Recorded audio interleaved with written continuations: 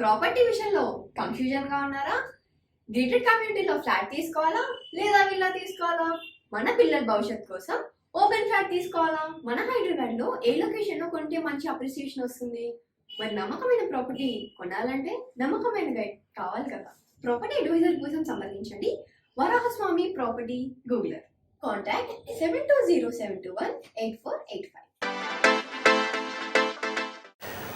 భార్యాభర్తల మధ్య అనుమానాలు, మనస్పర్ధలు అవన్నీ కూడా ఎందుకు వస్తాయి? ఆ తర్వాత వాటికి వస్తే జాతకపరమైనటువంటి పరిహారాలు ఏమైనా ఉన్నాయా, లేకపోతే డైరెక్ట్గా విడాకులు తీసేసుకోవడమేనా? ఇది మనం ఈ వీడియోలో చర్చించుకుందాం. ముందుగా మనము వివాహ వ్యవస్థ అనేటటువంటిది పరమ పవిత్రమైనటువంటి వ్యవస్థగా పెద్దలు దీన్ని రూపొందించారు. మరి అటువంటి వ్యవస్థకి వివాహం అనేటటువంటిది రెండు కుటుంబాల మధ్య వారధిగా దాన్ని చేసి వివాహ వ్యవస్థను రూపొందించారు. అయితే ఇప్పుడు జరుగుతున్నది ఏమిటంటే, మరి ఆడవాళ్ళు మగవాళ్ళు వీళ్ళంతా కూడా ఈ నేను గొప్ప అంటే నేను గొప్ప అనేటటువంటి ఈగో స్టేట్ వల్ల అవ్వడం కానీ, మా అమ్మా నాన్నని నువ్వు చూడట్లేదు కాబట్టి మీ అమ్మా నాన్నని నేనెందుకు చూడాలి అనేటటువంటి ధోరణితో, ఆ తర్వాత స్వార్థం పెళ్ళిబొక్కిపోయి మరి ముందుకు వెళ్ళిపోవడం, ఈర్ష్య, అసూయ ఇవన్నీ కారణాలుగా భార్యాభర్తల మధ్య, దాని ద్వారా రెండు కుటుంబాల మధ్య వివాదాలు అనేటటువంటివి రావడానికి అవకాశాలు ఏర్పడుతున్నాయి. అసలు వివాహ వ్యవస్థలో భార్యాభర్తల మధ్య ఉండాల్సినటువంటిది మూడు: మ్యూచువల్ రెస్పెక్ట్, పరస్పరం ఒకరినొకరు గౌరవించుకోవడం; మ్యూచువల్ కాన్ఫిడెన్స్, ఒకరిపైన ఒకరికి పరస్పర నమ్మకం ఉండడం; మ్యూచువల్ అండర్స్టాండింగ్, ఒకరినొకళ్ళు అవగాహన, అర్థం చేసుకోవడం. ఎప్పుడైతే ఈ మూడిట్లో ఒకటి మనకి దెబ్బతింటుందో అప్పుడు ఇక ఆ కుటుంబం కుప్పకూలిపోతుంది. మరి దాని ద్వారా ఏమిట్రా అంటే, ఈ యొక్క పెళ్ళికొడుకు బాగానే ఉంటాడు, భర్త బాగానే ఉంటాడు, భార్య బాగానే ఉంటుంది, వీడు వేరే దాన్ని చేసుకుంటాడు, ఆమె వేరే వాడిని చేసుకుంటుంది.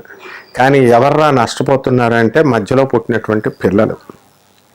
దీని అంతటికీ కారకులు ఎవరు అంటే పెద్దలు, ఆ భర్త యొక్క తల్లిదండ్రులు, ఆ భార్య యొక్క తల్లిదండ్రులు. వీళ్ళే మెయిన్ అభంశుభం తెలియనటువంటి దంపతులను విడగొట్టేస్తున్నారు, బంధువులే విడగొట్టేస్తున్నారు. ఇందులో మొహమాటం లేదు.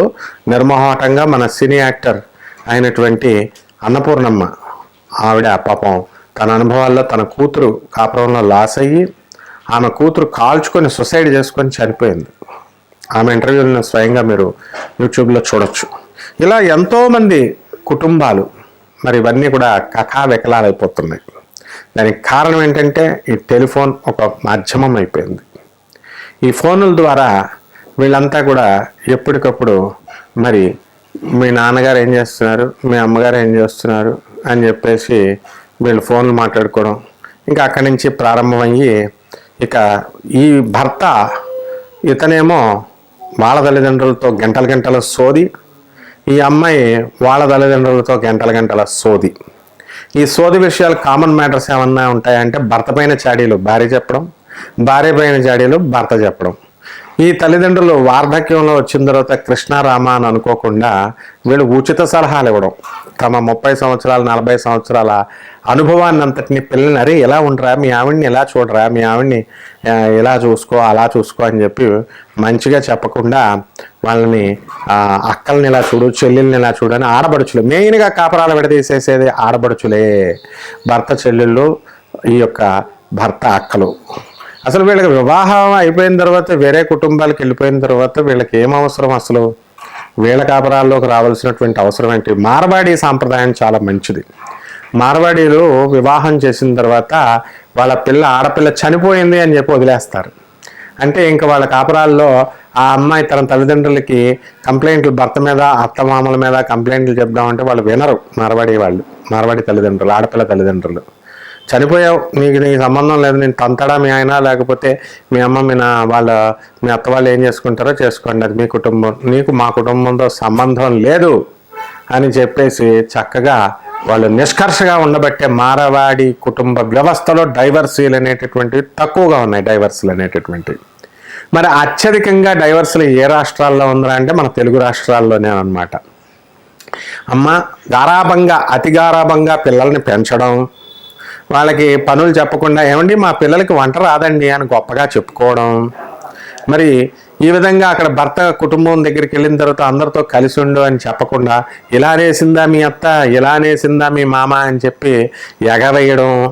ఈ చిన్నపిల్లలు భార్యాభర్తలేమో పాపం వీళ్ళకి తెలియదు కాబట్టి నిజమే చెప్తున్నారు అనుకొని ఈ ఫాల్స్ ప్రెస్టేజ్కి అవన్నీ కూడా దారి తీయడం. ఈ విధంగా అనేక రకాలుగా అల్లుళ్ళని తన్నేసినటువంటి మామగారులు ఉన్నారు. అల్లుళ్ళ దగ్గర 45 లక్షల రూపాయలు లోను ఇప్పించు, నీ జీతం నా పేరు మీద వేసే భార్యలు, మా నాన్న ఇల్లు కడుతున్నాడు లేకపోతే మా నాన్న బిజినెస్ చేస్తున్నాడు, నువ్వు సాఫ్ట్వేర్ ఇంజనీర్ కాబట్టి నీ పేరు మీద లోన్ వస్తుంది కాబట్టి ఒక 45 లక్షల లోన్ పెట్టి నాకు ఇచ్చేసేయి అనేటటువంటి భార్యలు ఇలా ఉండడం వల్లే ఈ కాపురాలన్నీ కూడా ఇలా వెళ్ళిపోతున్నాయి.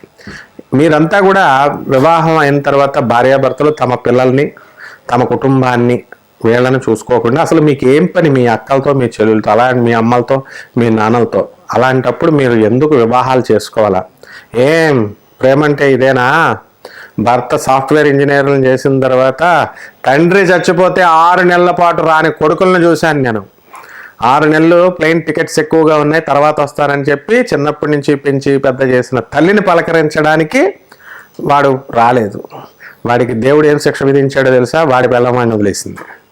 అంటే తల్లిని రెసిప్రికేషన్ ఉంటుంది. Newton's 3rd law, to every action there is always an equal and opposite reaction. ప్రతి చర్యకి ప్రతి చర్య ఉంటుంది. నువ్వు నీ కోడల పట్ల నువ్వు ఎలా ప్రవర్తిస్తావో నీ కోడలు నీ పట్ల అలాగే ప్రవర్తిస్తుంది. కాబట్టి సమతుల్యతను పాటిస్తూ మీరందరూ కూడా కాపురాలు చేసుకుంటే మంచిగా ఉంటాయి. మీకు ఏం పని అసలు బయట వాళ్ళతో ఫోన్లు? ఈ గేటెడ్ కమ్యూనిటీస్ వచ్చిన తర్వాత బాగా భ్రష్టు పట్టిపోయినాయి సంసారాలు. ఎందుకంటే ఎదురింటి వాళ్ళు ఏమిటి మీ అత్తగారు ఇంకా ఉందా, జాయింట్ ఫ్యామిలీయా, మీ అత్తగారు మీ మామగారు మీతో పాటే ఉంటారా, నేను చూడు సపరేట్గా ఉంటున్నాం, మా అత్తగారు మా వాళ్ళు రారని బాగా ఉండి కాపురాలని అత్త మామల్ని బాగా చూసుకునేటటువంటి కోడలను కూడా చెడగొట్టుతున్నారనమాట ఎదురింటోళ్ళు పక్కింటోళ్ళు.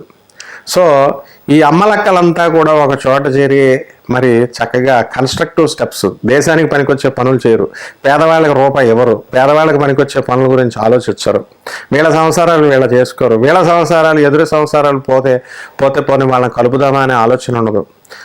వీళ్ళ సంసారాలు వీళ్ళే నాశనం చేసుకుంటారు. కాబట్టి ప్రతి దానికి కూడా వినేటటువంటి గుణం ఉండాలి. మేమే గొప్ప, అంతా మాకే తెలుసు, మా కాపురాలు మాకు తెలుసు అని చెప్పి బిల్డప్లు ఇస్తే లాస్ట్కి ఏమవుతుందంటే అధోగతే అవుతుంది. కాబట్టే మనకి పూజలు, వ్రతాలు, తర్వాత పెద్దలు, ఆచారాలు, వ్యవహారాలు అనేటటువంటి పెద్ద మనుషులు పెట్టారు. మీరు లవ్ మ్యారేజీలు చేసేసుకొని నీకు ఉద్యోగం లేదు, ఆ పిల్లకి ఉద్యోగం లేదు, నీకు 16 ఏళ్ళు లేవు, వాడికి 16 ఏళ్ళు లేవు, మీ నాన్నలు ఇచ్చిన డబ్బులతో కూల్ డ్రింకులు తాగుతారు, బిర్యానీలు తినేస్తారు హోటళ్ళ మీద పడి. మరి పాల బిల్లు ఎవరు కడతారు? పెళ్ళైన తర్వాత కరెంటు బిల్లు ఎవరు కడతారు? Where is the practicality? డబ్బు ఎక్కువైపోయిన సాఫ్ట్వేర్ ఇంజనీర్లకేమో వీళ్ళకి తల్లి అత్త మామలను చూడరు, తల్లిదండ్రులను చూడరు, పెద్దలు ఎందుకు గౌరవం లేదు, అంతా మాకే తెలిసి వెళ్ళి బోర్లా పడతారు.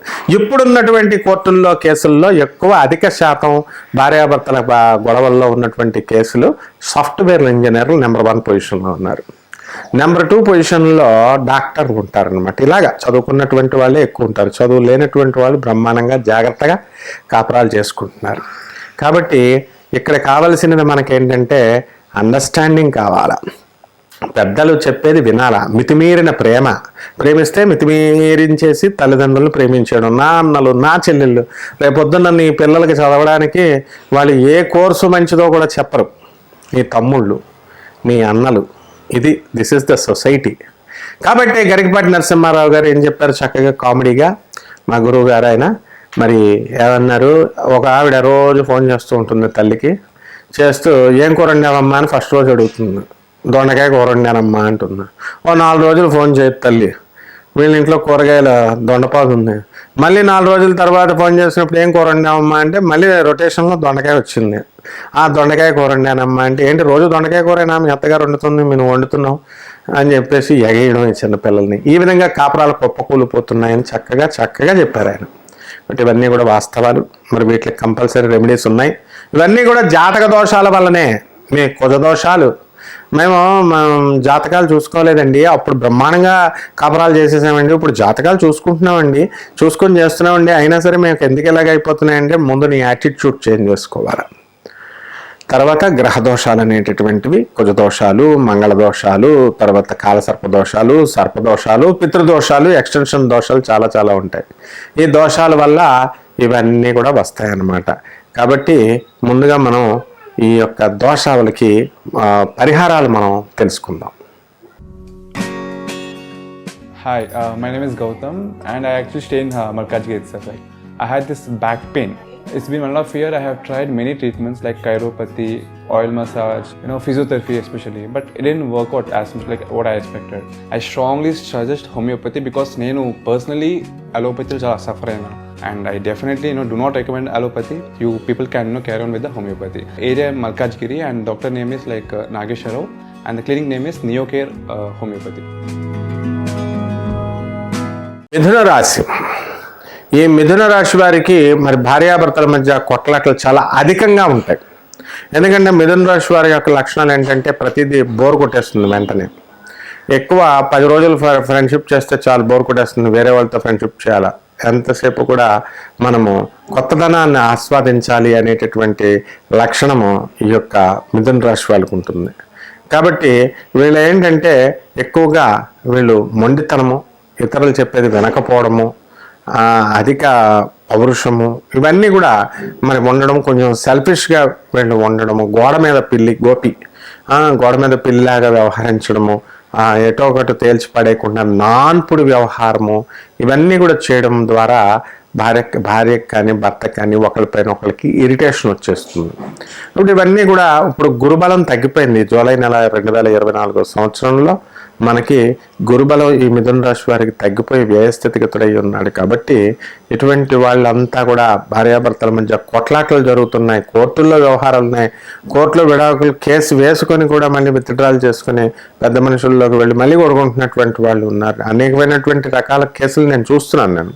కాబట్టి ఇటువంటి వాళ్ళంతా కూడా ఏం చేయాలండి అని అంటే వాళ్ళు చక్కగా గురు జపం చేయాలా, గురు స్తోత్రాలు చదవాలా, గురువుకి కిలోంపావు శనగల్ని పసుపు రంగు వస్త్రాలని ఇచ్చి గురువారం నాడు ఉదయం 6 గంటలకి పెద బ్రాహ్మణులకి దానం చేయాలా.